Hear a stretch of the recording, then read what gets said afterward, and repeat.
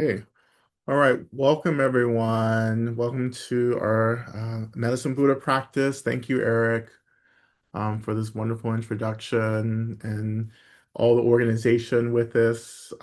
Thank you so much. And welcome to those of you who are new, joining us for the first time. This is the practice of Medicine Buddha, this ancient practice where we are opening to the healing blessings of the medicine Buddha, the great healer, right? The aspect of really, medicine Buddha is simply the aspect of our minds where healing is possible, right? So we're just evoking, opening that capacity for ourselves to heal. And of course, healing means wholeness. So coming back, remembering, coming back together. But the ultimate healing that this practice is really evoking is the remembrance of what we are, ultimately, what we are, right? That we are already free, right? But we forgot that, right? So Medicine Buddha, like all the Buddhas, like Tara behind me, right, is about helping us to remember that we were never separate from this wholeness or this completeness to begin with, that all of this has been an illusion, a very harmful, violence, uncomfortable illusion, but an illusion nonetheless. And so these practices are bringing us back into the truth of things, right?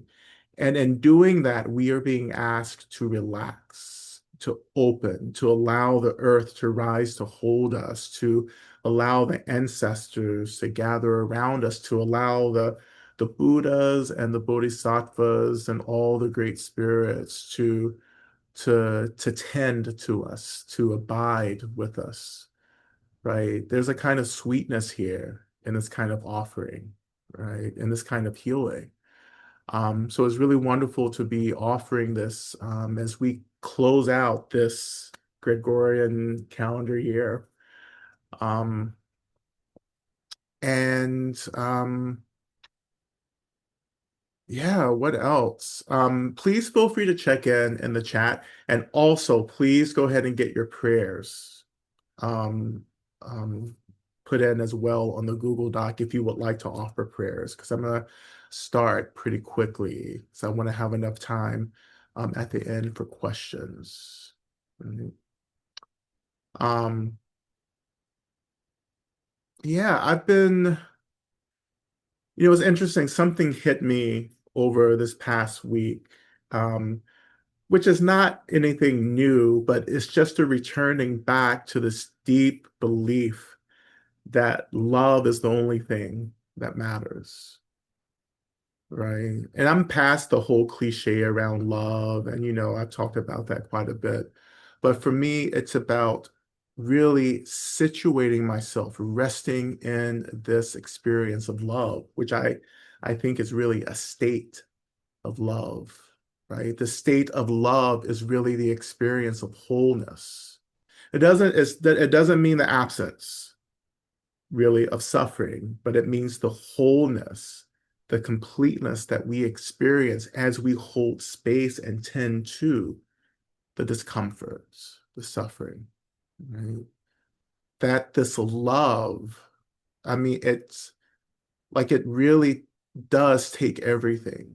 And we have to take it seriously. We have to reclaim love from the realm of cliche, right? Or this distance, right? We have to reclaim the power of love. Right? I know I'm using cliches to talk about love, but like it's like this is like again, like this is the only thing that really that matters is the love. Love first, the love for ourselves, right? Our deep desire, deep wish, deep belief that we deserve to be free, that we deserve to be happy and safe and resourced. And from that self-love, we express that to everything, right? From the love that I have for myself, I feel safe and resourced enough to want everything and everyone to be free. Everything to be free from suffering, right? From the illusion of separateness, right? To want people, beings to be free, but to want things, phenomena to be free from my misunderstanding of it, right? Everything has to get free. This is what love is actually helping us to do, is prompting us to free everything from our misunderstanding of it, right? And when we're talking about beings, of course, our ultimate misunderstanding is that all beings are like ourselves, right? That if I am an awakened being trying to remember what I am, therefore all beings are awakened beings trying to remember who they are, regardless of how messy and violent they are. That's what we have to hold on to right now. Because I know people are showing their asses right now and have been showing their asses for many, many millennia. Like this isn't new, right? Suffering compels people to recreate more suffering for themselves and for others. And you have to remember that there aren't all these evil beings walking around. There's just a lot of hurt people who don't know how to not hurt, right? And we're those beings as well, right? So when I talk about love in this case, it's also remembering that everything deserves to be free from the suffering. And once people get free from the suffering, then they're less likely to reproduce the suffering and the violence. This is why we wish and pray and work for people to connect to their own self-worth and value, right? Um, this is why we practice restorative justice and healing justice and spiritual abolition, right? We Real justice is about healing, right? It's not about retribution, it's about healing and balance, right? We have to want everyone to be healed and well and free, right? Regardless of how much they have hurt us. Like we have to make that our goal and our practice, right? You don't have to like anyone. Like this is not, I don't teach liking people or liking things. You don't have to like shit, but you have to love everything. Okay? So as we move into our practice, we're going to keep it nice and easy. And I'm going to maybe kind of refer back to last week's practice, um, in terms of thinking about the future. Like, how do we send the energy, this healing energy into the future, right? So that this energy meets us when we need it, right? Because last week we were going back into the past, we were going, of course, to the present. And we also did this future work last week. But as we enter into this next year, right, which will be continued struggle, continued genocide, right, continued like frustration and anger, right? Can we just help out a little bit, right? By just projecting this into the future because none of this is linear. Linearism is a figment of our imaginations, right? So let's use that truth, right? And like use it to our advantage, right? Okay, let's try that. So again, go ahead and please continue in finishing up, just adding your prayers to the doc. Okay. So I want to just start by lighting our practice candle. The light has returned to the world Advent is upon us, right? So I'm lighting my practice candle here. And of course, the light represents clarity, fierceness, love, right? Even in the darkness, our candles shine, right? The light of our love must prevail even in the darkness of things. Even when no one else is trying to love, like we have to love. And this is what the candle represents. No matter how dark it gets, we hold on to the light of our own clarity and love. So imagine that this flame, right, begins to awaken in your heart center. And allowing that flame to grow and to radiate this energy throughout your body.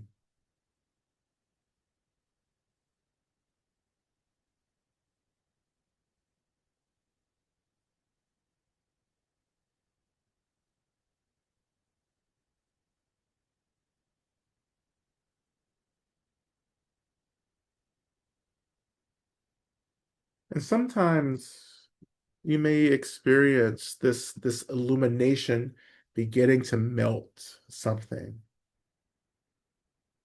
right? And sometimes this is my practice. I often just start practice with this visualization of illumination of a candle or a flame in my heart center. And I feel the light and the warmth beginning to radiate through my body. And as that radiation, or that radiance increases, I feel like iciness or something, rigidity begins to dissolve. I feel a little bit of expanding, right? And when I talk about expansion, really just noticing like the boundaries of our bodies, the ways we tightly kind of keep ourselves contained. And this light begins to slowly dissolve this rigidity, and I can feel myself taking up more space. I can feel tension in my face and jaw and forehead kind of opening, dissolving, melting, feeling my shoulders drop, feeling my heart center open.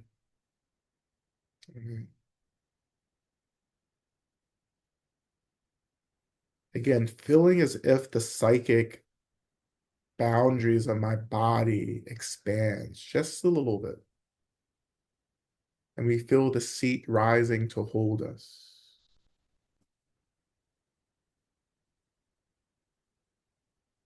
And of course, beneath all of us is the earth, the land. And we greet the earth as the mother, right? And as we've often talked about, we have to reclaim this kind of sacred mothering, right?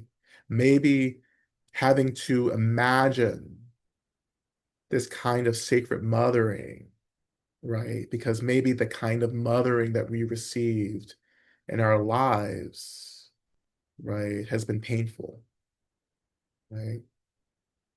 So as we connect to the earth, we are connecting to a sacred, divine mothering, a tending, a nurturing, a real unconditional love.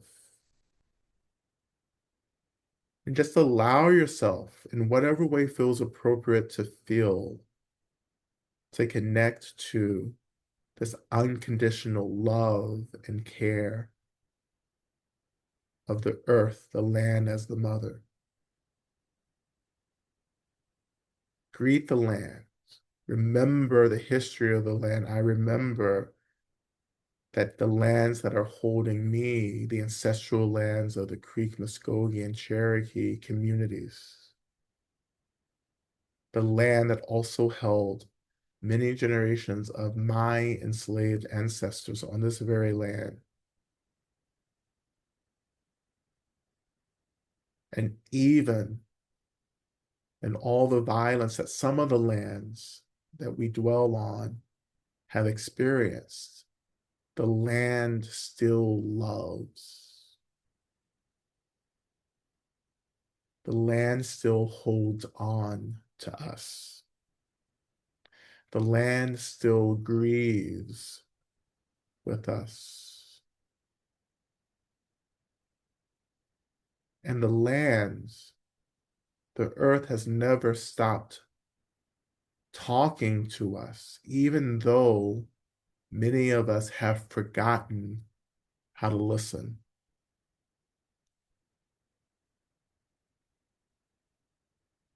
So can you listen now, feeling the consciousness, the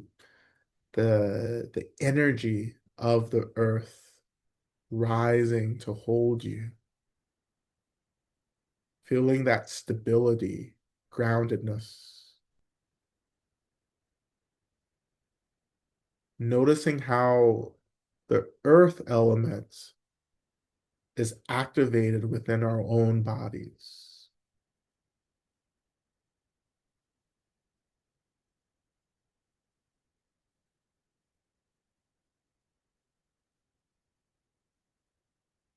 And we remember that indigeneity is about and rooted in this remembrance that we are of this land. We are of the natural world, that we are not separate, but we are expressions of this natural order of things. And in this moment of systemic collapse, we are being asked to surrender all of our manipulations, all of our misunderstanding, all of our striving, right?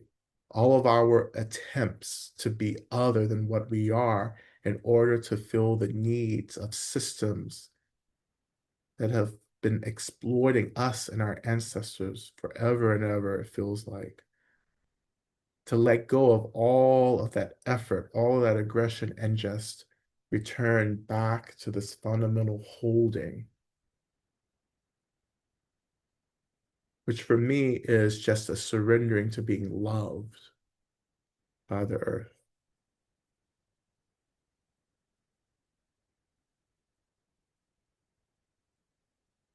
I mean, can you feel the love tonight?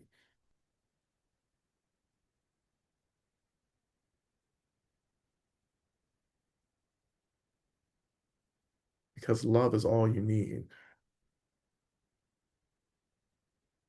Don't get me started. It's gonna be a long night.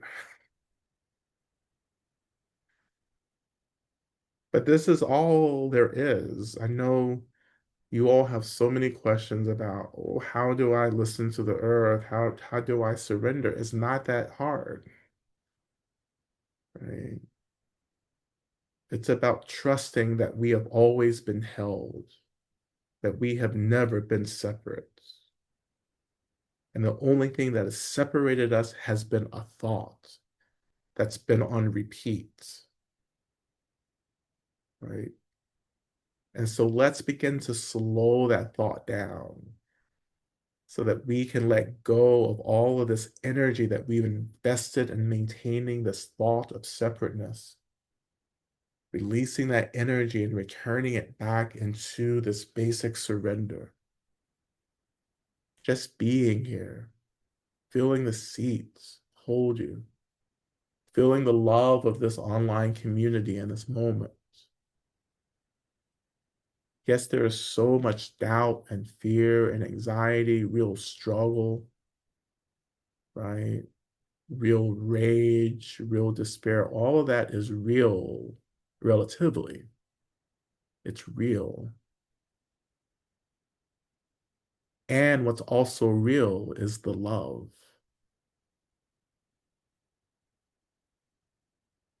So connecting to this love of the earth, the seeds, when you're ready, maybe even adding a little bit of breath work, right? Just Slow inhales into the nose and slow, elongated exhales out of your mouth, as if you're blowing out a candle, right?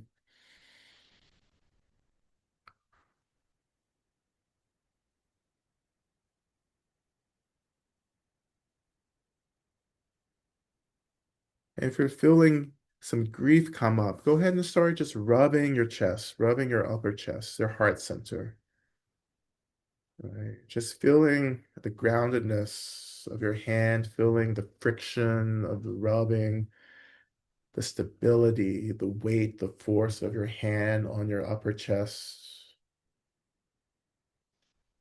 releasing this energy, opening the heart chakra through this motion. Again, breathing deeply, slowly, feeling the weight of your body, the seat holding you, feeling the earth.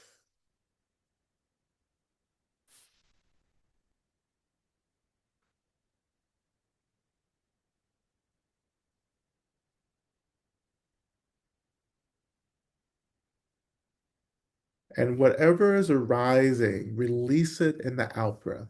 Release it out of the exhale through the mouth.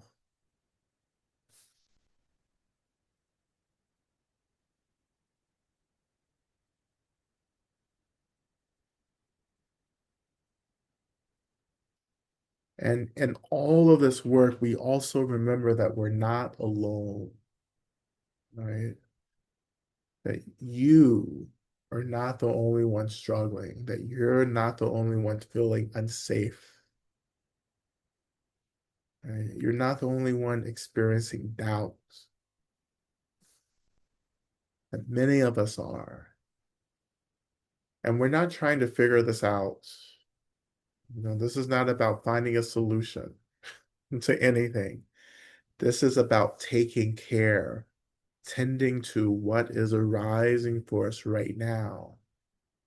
Because if we don't tend to this now, we'll never feel the space to respond to what we need to respond to in order to survive and to ultimately thrive.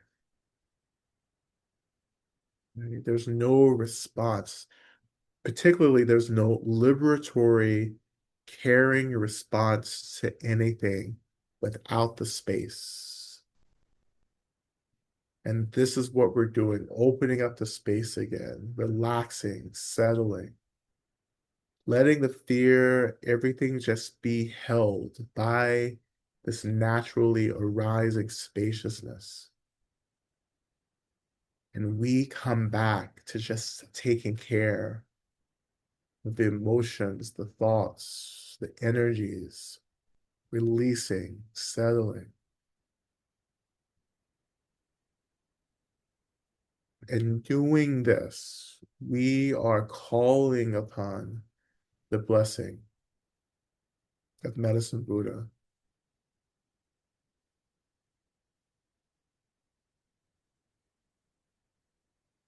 And to really awaken the consciousness of Medicine Buddha, we turn to our opening mantra, Minla Sange Kino, Soha Medicine Buddha, please think of me, look upon me. We're calling the mind, this liberated consciousness of not just Medicine Buddha, but all the Buddhas into this practice. And really, technically, we're not calling, they're already here. Emptiness, where there is emptiness, there is a Buddha. And since emptiness is everything, then the Buddhas are always present. But as we offer this mantra, we're just tuning into this for ourselves, that the great healer is present. So as always, we begin with chanting Om, followed by chanting the mantra 3 times, then ending with Om. And as we do so, just noticing how Medicine Buddha, Minla Sangye, appears for you. Does Medicine Buddha arise as a thought, a feeling, a memory, an actual visualization, image of a Buddha?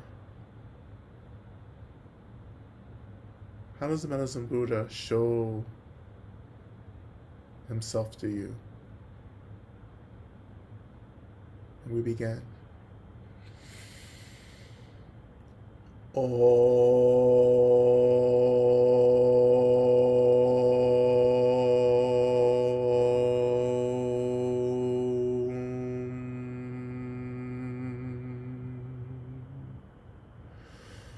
Om la sange ki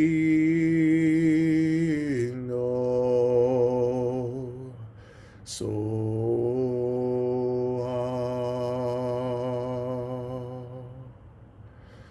Om la sange ki no so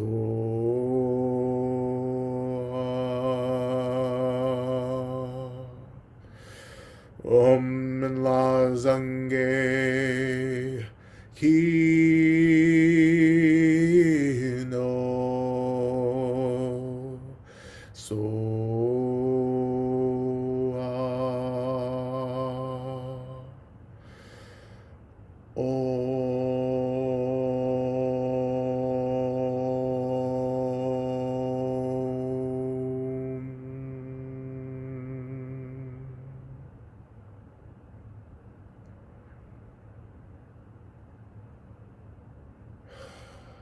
And with that, the great healer arrives,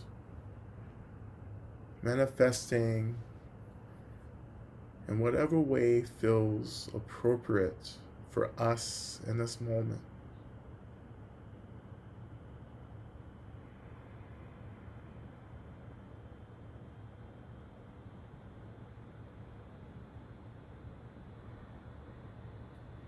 And however Medicine Buddha has appeared, we let Medicine Buddha be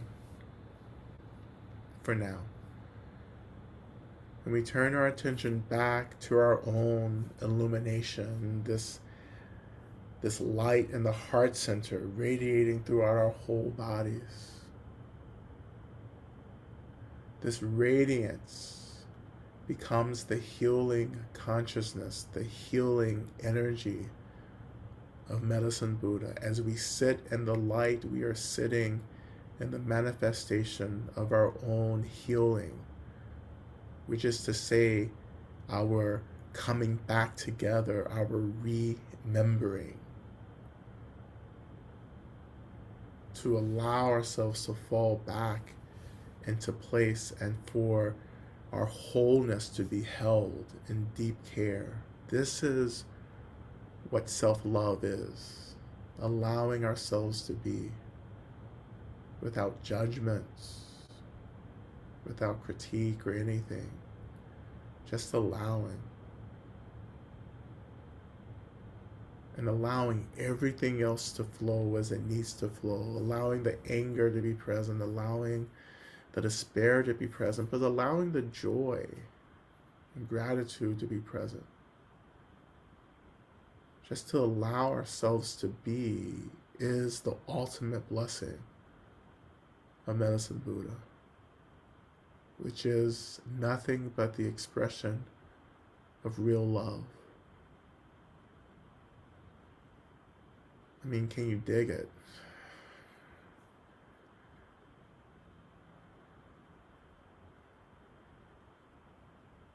And so from this place, from this state, we turn our attention into the main mantra. Teata Om Bekenze. Bekenze Maha Bekenze Rasa Sumungate Soha, like this. Right? May the suffering and the root of suffering be eliminated, abolished. And may the energy of this prayer be released out to all beings.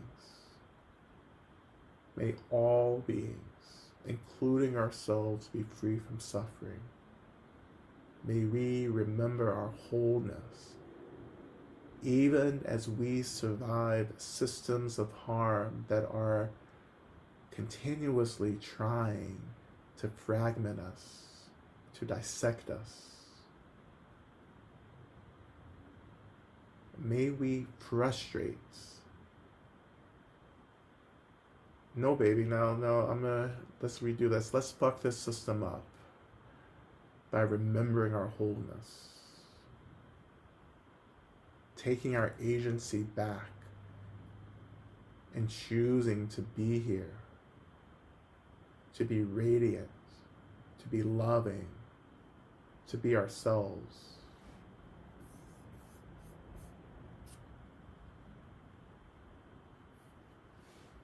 And we begin.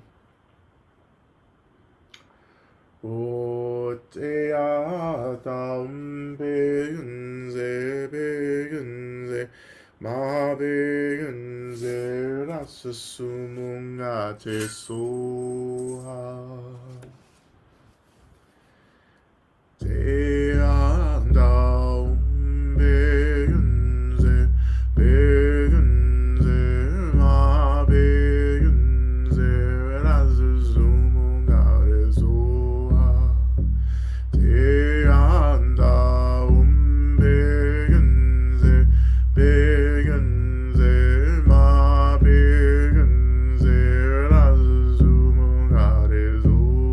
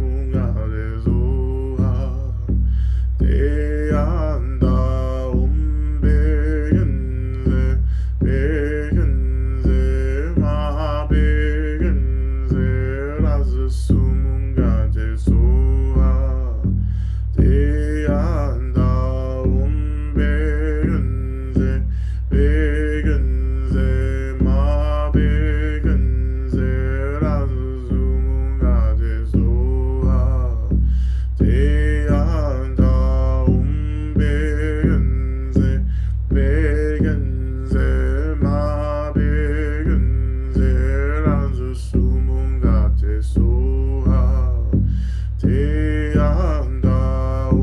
백은세 백은세 마백은세 란수 수문 같아 소하 대한다운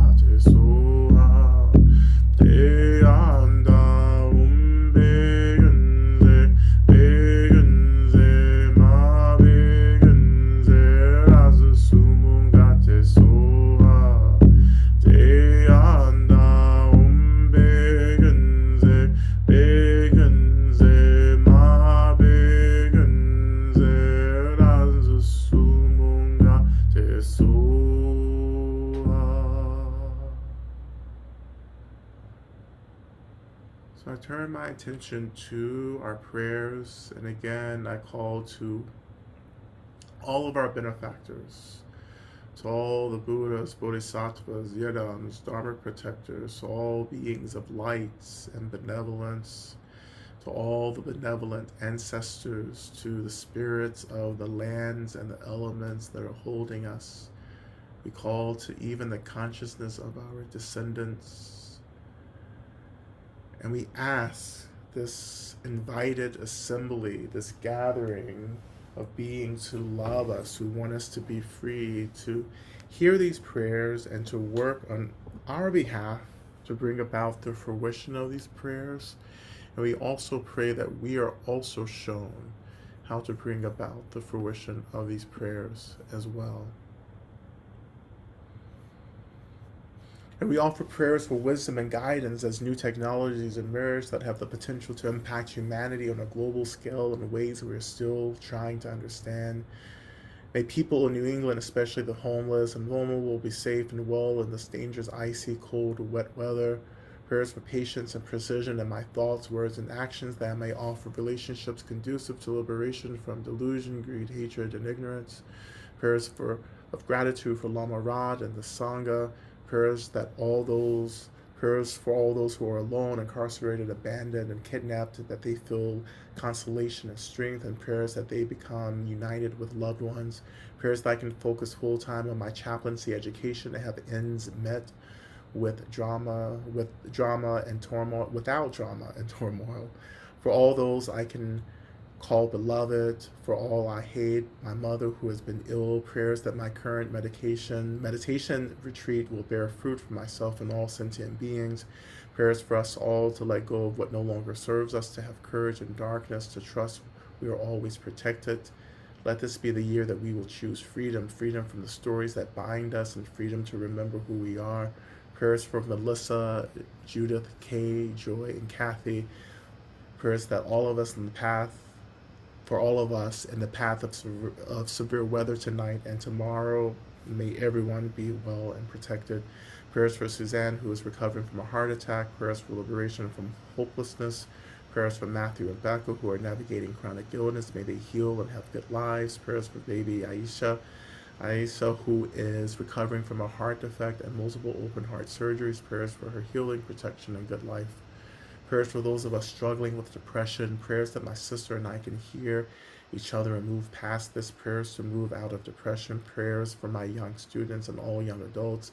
Prayers that we can notice all glimmers of hope, large and small. Prayers that each of us can step fully into offering our true medicine in this precious lifetime. May all the causes and conditions align for it to be so, including our desire for collective liberation. Prayers that I may fully and completely be healed and free from cancer in this body. Prayers for us all to be freer and freer every day, moment by moment. Prayers that we remember that freedom is our birthright.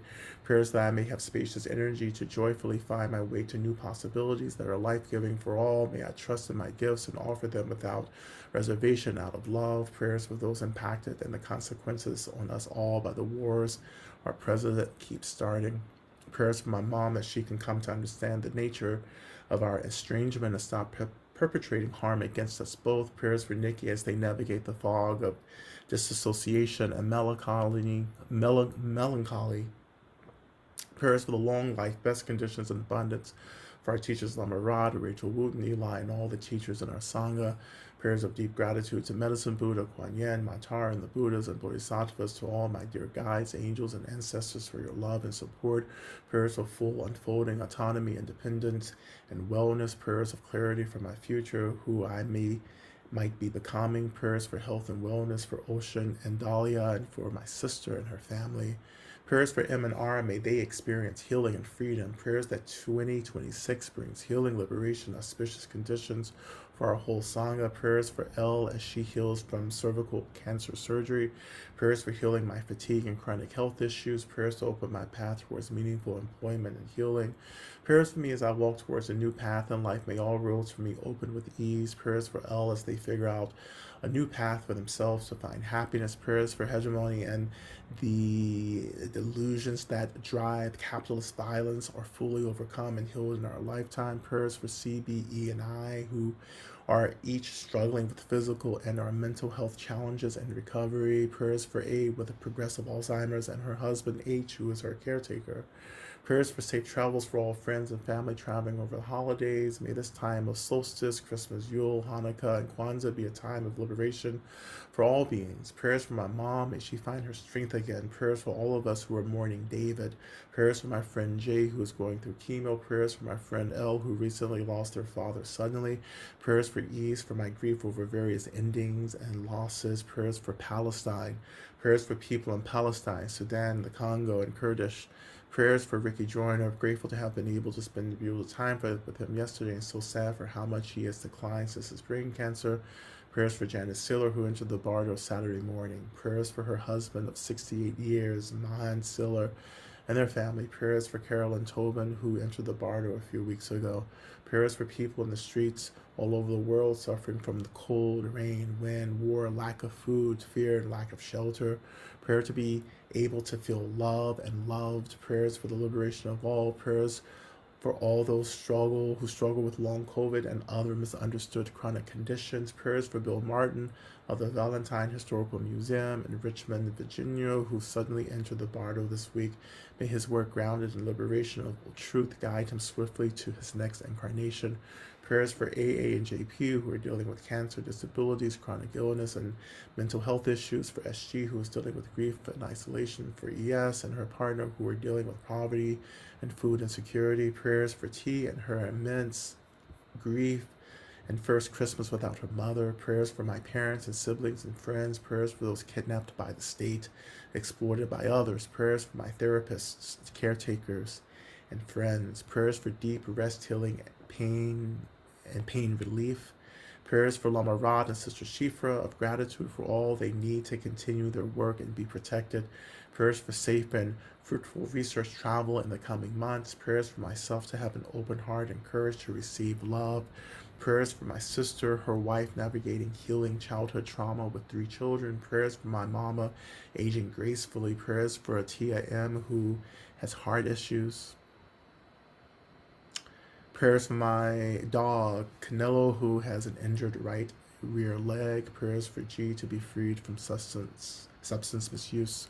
Prayers for all beings with chronic pain. May we have relief. Prayers that my whole self, my full erotic, sensual being may be birthed completely so that I may become an embodied expression of the medicine that I need to be free, that all beings everywhere need to be free.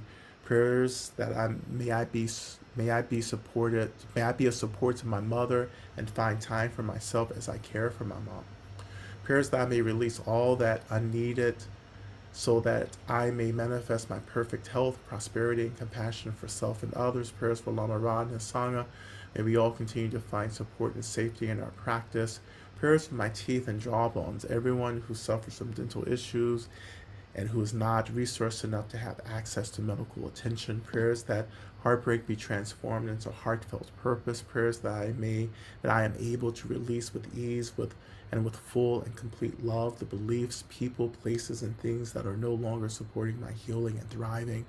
A prayer for Judy, to the sweet soul of Judy Fitzgerald. Prayers that I may find physical healing in the coming years so I can be of better help to others. Prayers for my family to be safe, resourced, healthy, and joyful. May all beings be happy and free. Prayers that my health improve, that I remain grateful, centered, and kind while feeling good in my body. Prayers for Barbara for a quick recovery. May she find healing and may the operation go well. Prayers for my sister Ruth, who is suffering greatly with mental illness and addiction. Prayers for Barbara, who entered the Bardo a couple of weeks ago. May her journey be easy. Prayers of gratitude for the Sangashe. Protect my spirit and my daughter's spirit as we navigate the unknown. Prayers to find stable employment, to get more rest, and get back to feeling confident in my ability to provide for myself and my family. I'll offer special prayers for Kenny. May he be healed. May he experience deep love, and may he return home to the community so that he may receive the care that he needs. I'll offer deep prayers for Anouk, that she finds true community and home here in Atlanta. I continue to pray for my aunt Jelaine, who is still recovering from a severe stroke. I continue to pray for my grandmother and my great aunt, Darlene, as they age deeper into their eldership. And I continue to pray for the complete abolition of all systems of harm and violence. That I continue to pray also for the abolition of all the thoughts that keep us from remembering what we really are. May we remember that we are already liberated. May we get free from any of these misunderstandings that keep us from embodying our true selves. May we all get free as quickly as possible. May it be so. We offer these prayers to all of our benefactors. And we just imagine just releasing the energy of this prayer, releasing it into the field of these benefactors, releasing the energy into emptiness itself, letting go, and trusting that these prayers have been heard. And we return back to our bodies, to our seats, as we enter into our last round of mantra. And as we enter into this last round, I invite you to imagine that this radiance, which is really the consciousness, the healing, and the love of Medicine Buddha, that this radiance begins to radiate from our bodies into the space around us.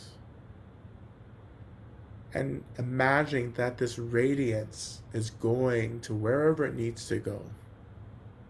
And as we look into this new year, coming just in a few days, may we send some of this energy into this new year with the deep aspiration that this energy helps to get us free from all the systems, from all the beings that perpetuate harm.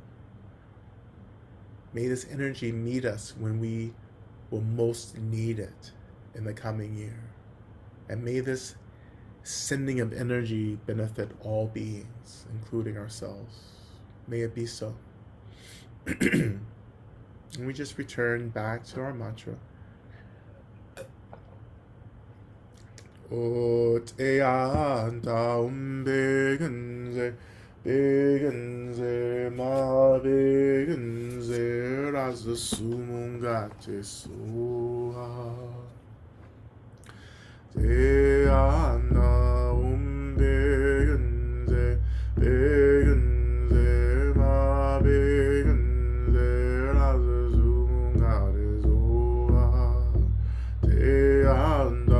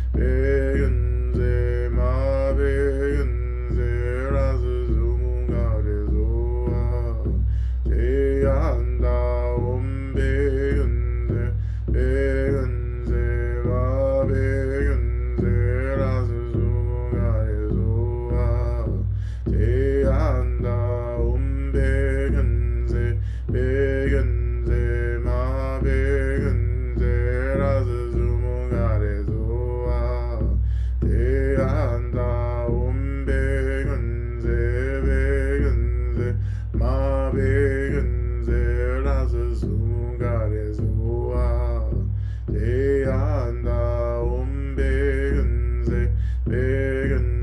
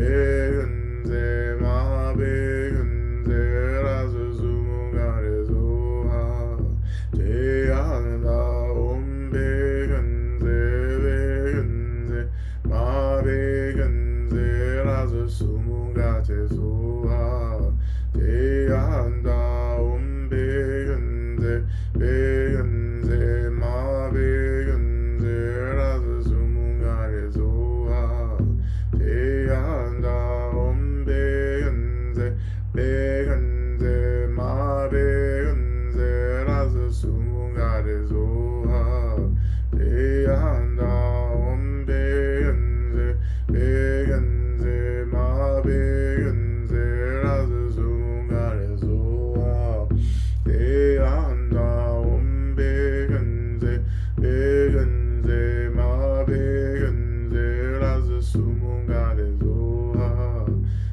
제한다옴 백은세 백은세 마 백은세 라스 수문가레 소하 제한다옴 백은세 백은세 마 백은세 라스 수문가레 소하 제한다옴 백은세 백은세 마 백은세 라스 수문가레 소하 제한다옴 백은세 백은세 마 백은세 라스 수문가레 소하 제한다옴 백은세 백은세 마 백은세 라스 수문가레 소하 제한다옴 백은세 백은세 마 백은세 라스 수문가레 소하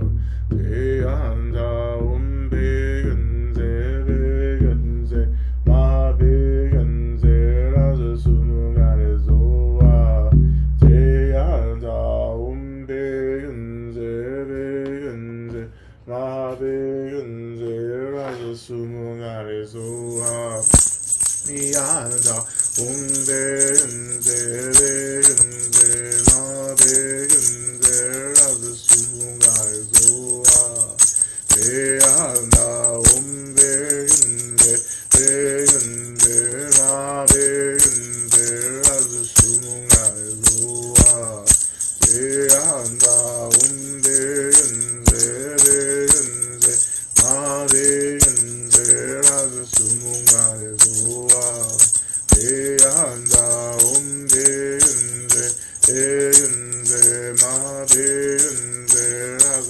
수문가레 소하 제한다옴 백은세 백은세 마 백은세 라스 수문가레 소하 제한다옴 백은세 백은세 마 백은세 라스 수문가레 소하 제한다옴 백은세 백은세 마 백은세 라스 수문가레 소하 제한다옴 백은세 백은세 마 백은세 라스 수문가레 소하 제한다옴 백은세 백은세 마 백은세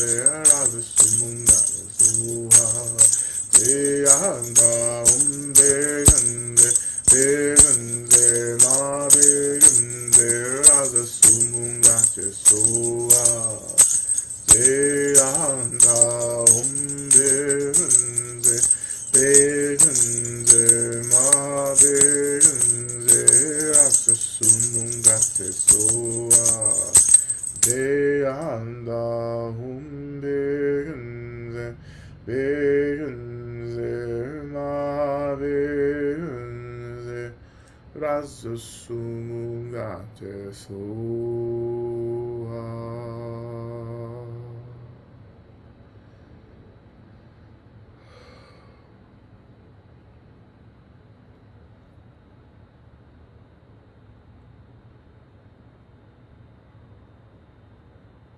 And so releasing this last wave of light into the world, into the future. We imagine that this light becomes so bright, so intense that we begin to dissolve into that brilliance. And what is left is our awareness, and allowing our awareness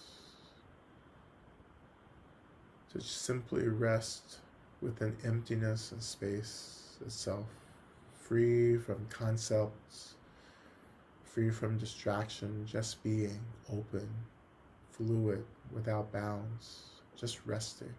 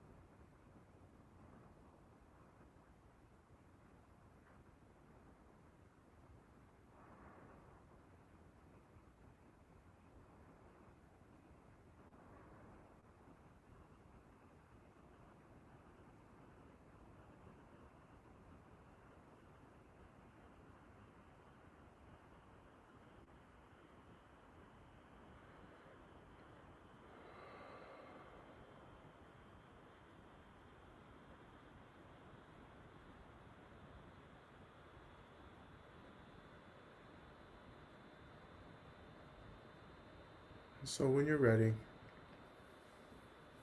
beginning to shift your attention back to the seat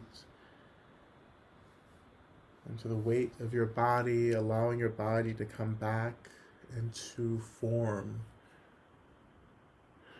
back into its density, feeling the seat holding us, feeling the earth, the mother, rising to hold all of us.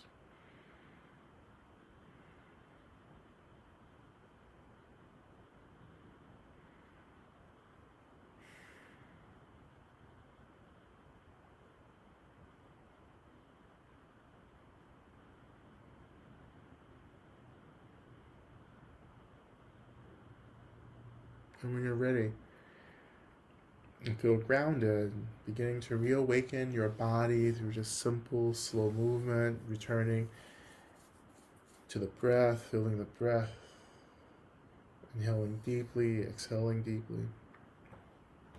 And as we do this, we turn our attention to our closing prayer, which we will recite 3 times. And you'll find that in the chat. May I be a protector to those without protection, and a leader for those who journey, and a boat, a bridge, a passage for all those desiring the further shore. May the pain of every living creature be completely cleared away. May I be the doctor and the medicine, and may I be the nurse for all sick beings in the world until everyone is healed. Just like space and the great elements such as earth, may I always support the life of all the boundless creatures, and until they pass away from pain, May I also be the source of life for all the realms of varied beings that reach into the ends of space. May I be a protector to those without protection, and a leader for those who journey, and a boat, a bridge, a passage for those desiring the further shore. May the pain of every living creature be completely cleared away. May I be the doctor and the medicine, and may I be the nurse for all sick beings in the world until everyone is healed. Just like space and the great elements such as earth, may I always support the life of all the boundless creatures, and until they all pass away from pain, may I also be the source of life for all the realms of varied beings that reach into the ends of space. And finally, may I be a protector to those without protection, a leader for those who journey, and a boat, a bridge, a passage for those desiring the further shore. May the pain of every living creature be completely cleared away. May I be the doctor and the medicine, and may I be the nurse for all sick beings in the world until everyone is healed. Just like space and the great elements such as earth, I always support the life of all the boundless creatures, and until they pass away from pain, I also be the source of life for all the realms of varied beings that reach unto the ends of space.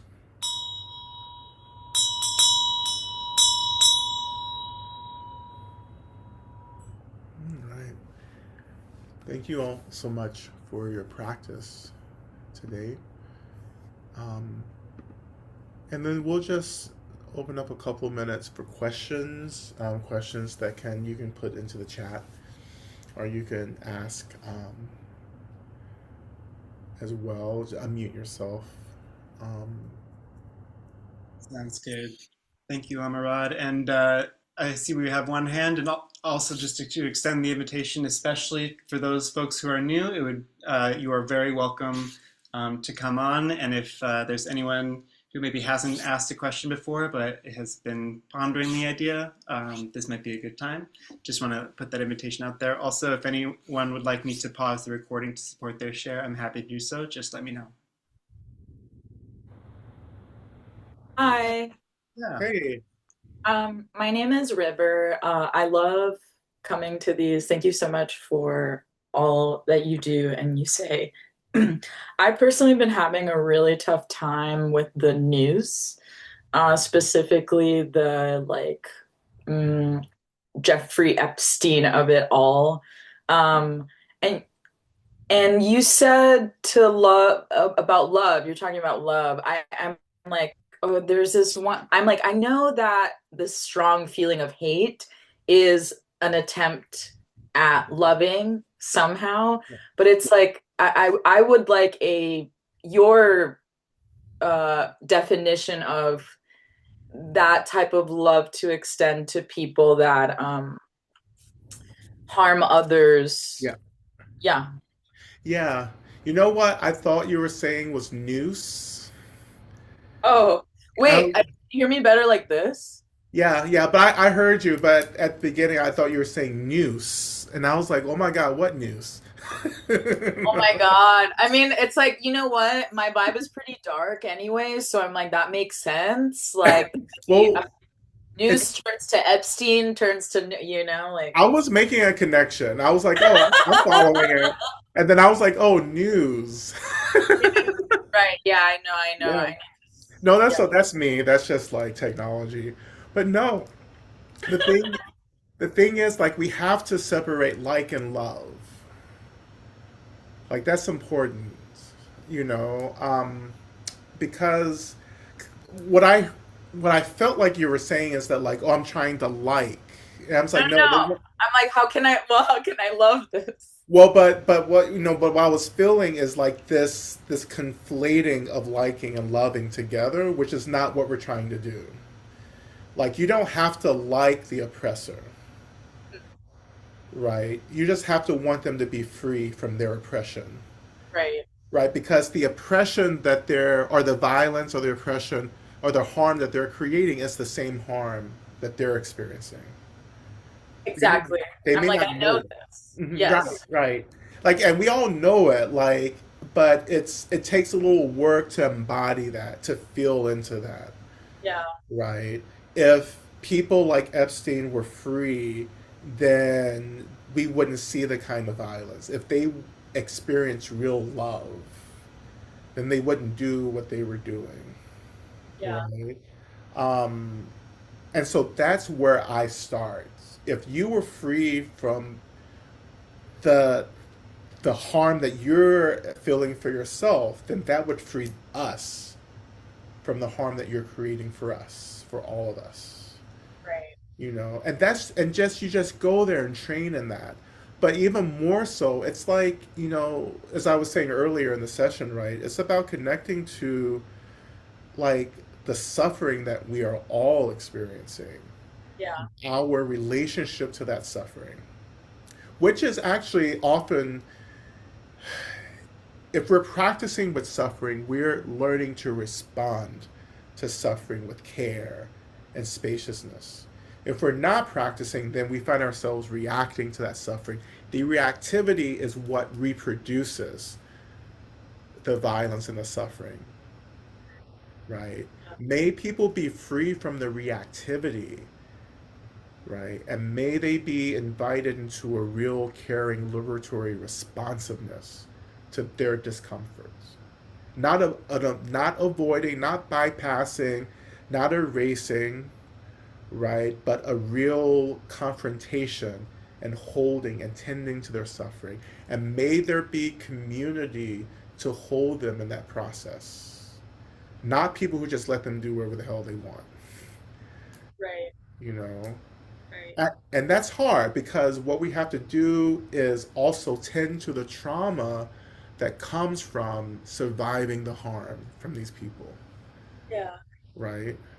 And that means that this is why I always say, then, therefore, that love and compassion and care has to begin with ourselves, right? I have to learn how to hold my suffering before I start trying to hold other people's suffering. If we don't do that, if we skip ourselves, and this is why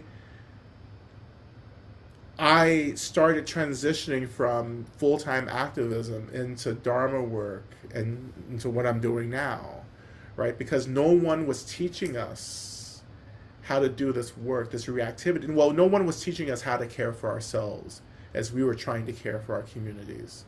That's And the to just, biggest horror of those spaces. It's like everyone's just recreating the harm. yeah. So it's like very sad. It's like, will we ever get out of this loop? You know? Well, that's why I make the choices that I make. Like, I want to show people how to get out of that loop. And this is why I write, and this is why I show up. This is why I became Lama Rod, right? Because I knew that I had to fill this hole, this gap in our community. Like, I had to become what everyone thought was impossible to become. Yeah. That you can be healed and still be on the front lines of the work. That you can be motivated by the love instead of just reacting to the anger. That's so beautiful. Thank you so much for that response. Yeah, yeah, absolutely. Thank you. Yeah, and just keep working with it. Yeah, I mean, now that you've said all that, I'm like, oh, it's more so my own, it's like it's my suffering, it's my reaction to this news Yeah. and digesting that this is a part of our world, right? Yes. It's this type of person. And if this is also it's like it's not that I'm Epstein, but I'm like that is a human being Yeah. capable of horror. Yeah. So am I capable of Yes. horror. Yes. How can I really not ever? I mean, I'll never get there, but I'm like, how Well, it's don't do that. Don't do this never stuff. well, okay. Okay, I'll be Epstein. Yeah, so how do I change my trajectory from Yeah. being me to Epstein to me to a non-Epstein? I Well, guess it's I'm gonna ask myself that now. yeah, it's the love, or what we would call bodhicitta. It's the bodhicitta that keeps us from being like like people like Epstein. Like, it's the love, right? That love, of course, is rooted in real empathy, That empathy begins with ourselves. I know what suffering is because I've worked hard to hold my experience of suffering and to be close to it. I know my experience, and therefore that gives me insight into every being's experience. Mm, mm. And I'm suffering, everyone else is suffering, we're suffering. And then from that, you start making that choice to disrupt, to abolish suffering by awakening, cultivating love. And you don't have to like any of it. Great. I can be a hater. Be a hater. Like I'm not telling anyone not to be a hater. I'm not telling anyone not to complain. I'm just saying throw the love in there somewhere. Yeah, I'm joking. I'm joking. I know. I love. Thank Yeah. you so much. Yeah. I feel like I'm taking a lot of time. No, I think this is a good question. Okay. Honestly, I think this is Thank you, something River. we all are working with. Now I see in the chat. Yep, I think we have two more. We have a chat and then one hand raised. Okay. So, question: how do you find or choose the pace and rhythm of the mantras? Well, these are just how I was given. Like this is the way my teacher chanted Medicine Buddha. So that's what I do now. I don't always do that now. Like sometimes I make up my own shit, and we go with it. But Medicine Buddha, as you know, some of you know, because I tell this story pretty often. But Medicine Buddha was the first practice that I really, really took seriously, right? Because I was moving through a health challenge at the time. It's a long story. I won't get into it. But this was the practice. Medicine Buddha was the first deity and deity practice that I really took seriously. And I said all or nothing. Um, and so when I practice Medicine Buddha, I'm really chanting with my teacher who's chanting with me in this moment, right? Um,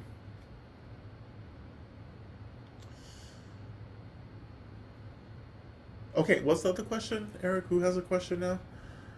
Hi, Carmen.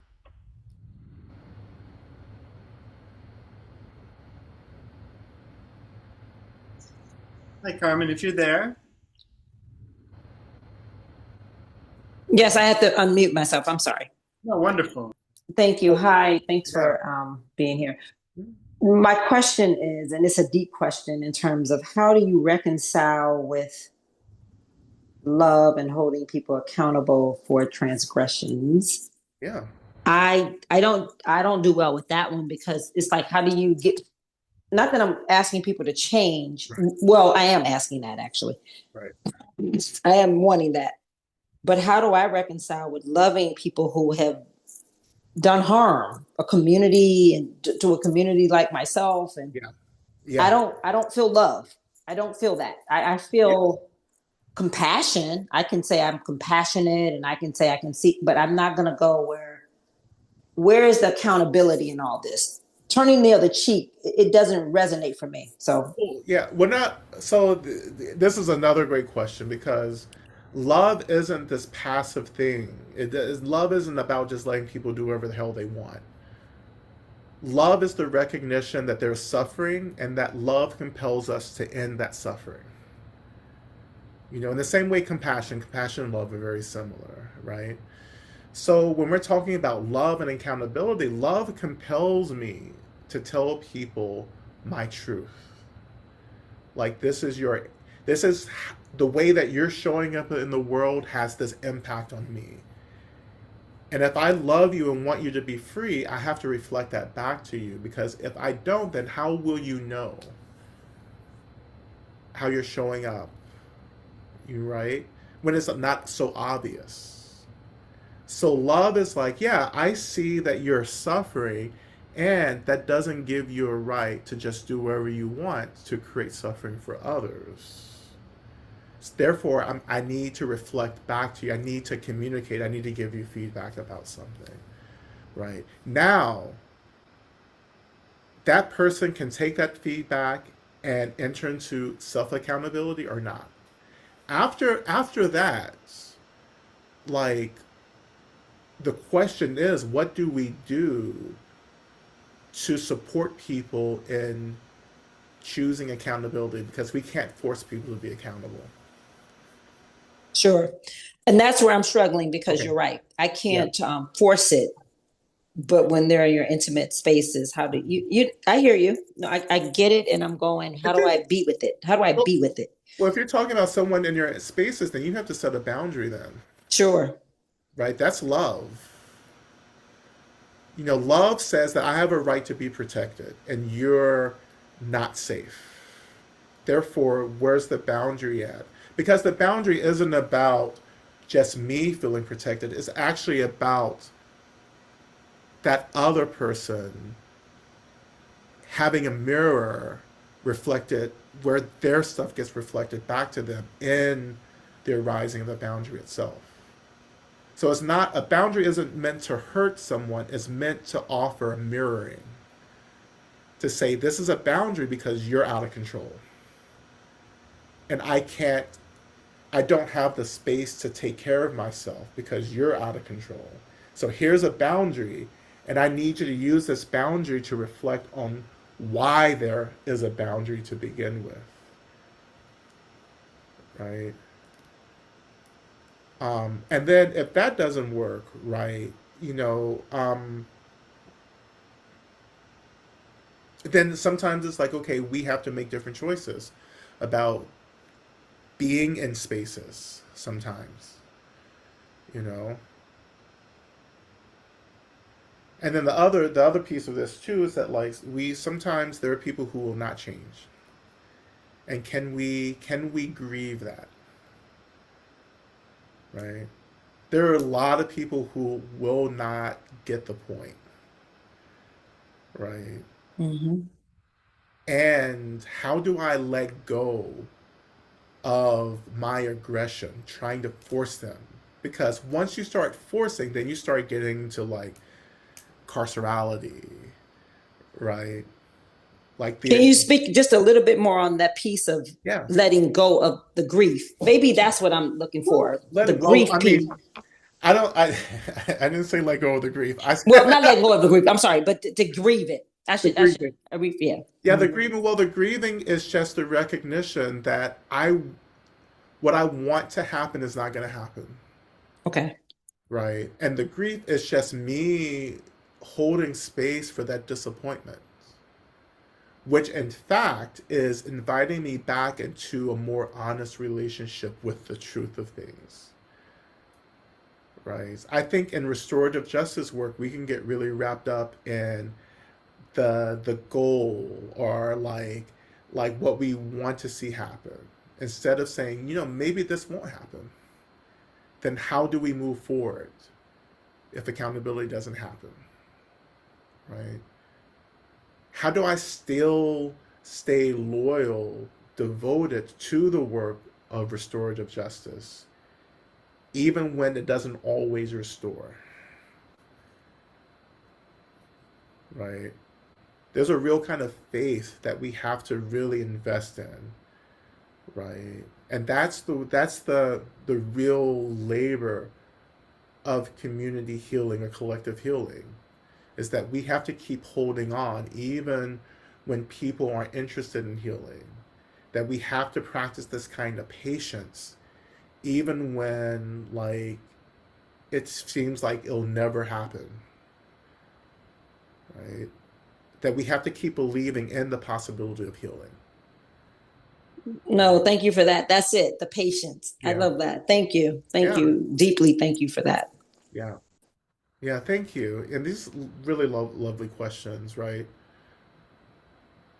Yeah, you have to mourn it. And this is such a period of mourning right now, right? Because more and more we're losing, well, those of us who are committed to doing liberation work, we're having to go through this really uncomfortable period of like having to really be in relationship to the truth, not to our fantasies, to the truth. right? And the truth of things is heartbreaking. It's heartbreaking primarily because we spend so much time bypassing, you know, the truth of things, right? This is the heartbreaking part of the practice. It's like, okay, I have to come into what's actually happening. This is also the work of love. Love primarily is acceptance, right? And this is a tricky word. When I say acceptance here, it doesn't mean that we like it, we don't condone it. It's not that we're condoning or any of that. Like it's saying that like this is happening. When I say that this is happening, then I have to let my heart break because often what is happening is in complete contradiction of what I want to happen, right? And so you have to just enter into the heartbreak, dwell in that heartbreak, and release that heartbreak when it's time. Not before time, but when it's time.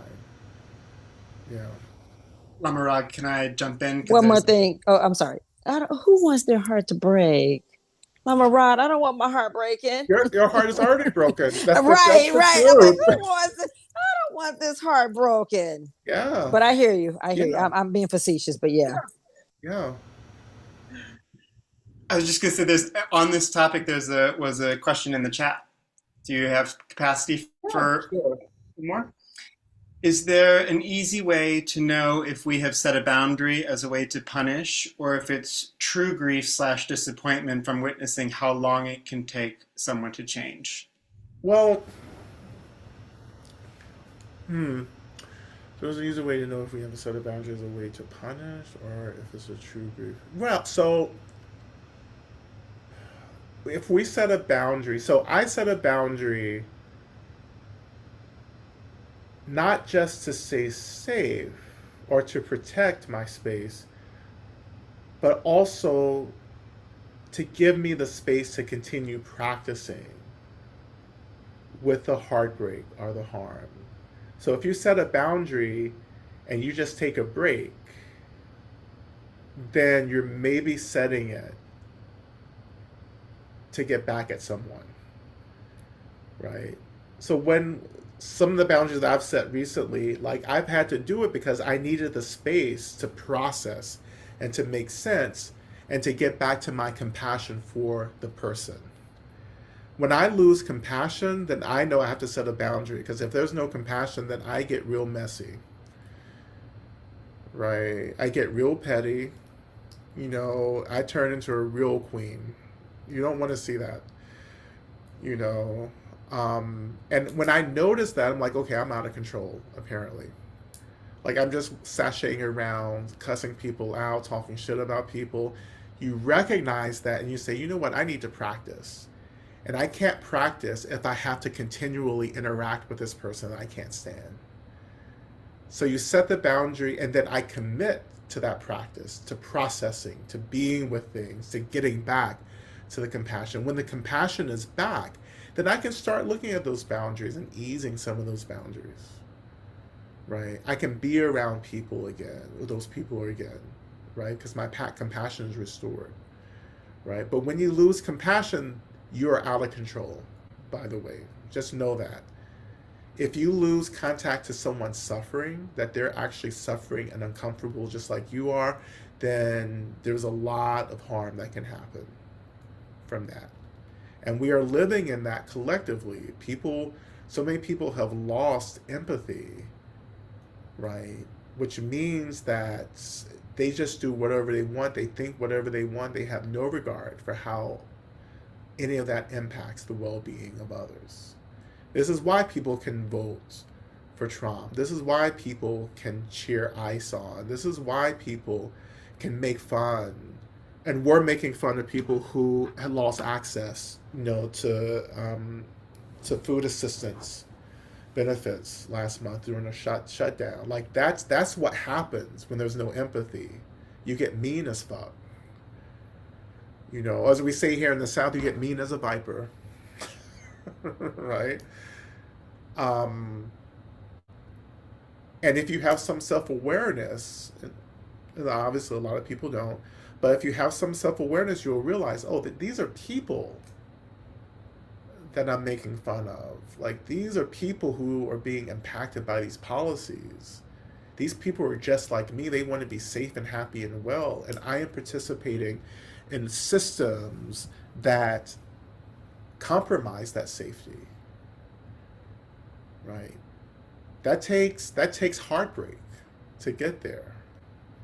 And the heartbreak intensifies when you realize, oh, I have been a part of harming people through my thoughts, actions, and so forth, right? So, yeah,